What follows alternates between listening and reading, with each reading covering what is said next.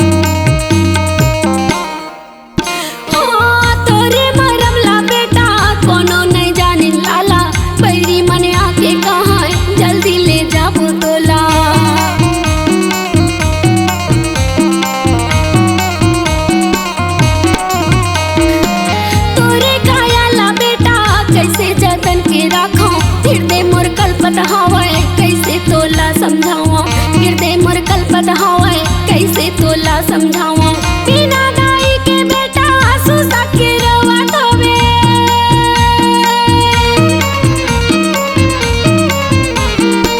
बिना दाई के हीरा आंसू साके रोवा धोबे नहीं सुने बेटा बोली रे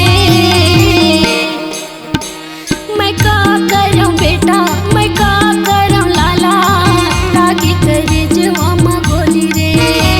मैं का करूं हीरा मैं का करूं बेटा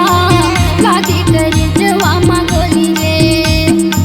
सबला समझा के ते समाधि लिए लाला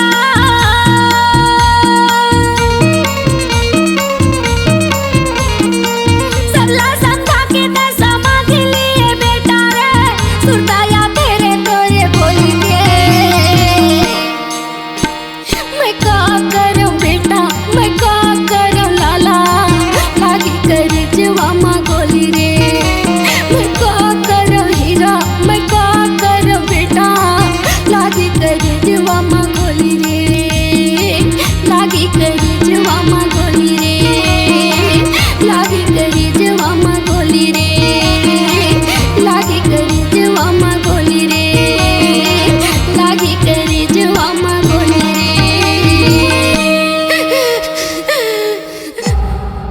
C-Log Digital Recording Studio, Cordoba. Contact number 99071192115.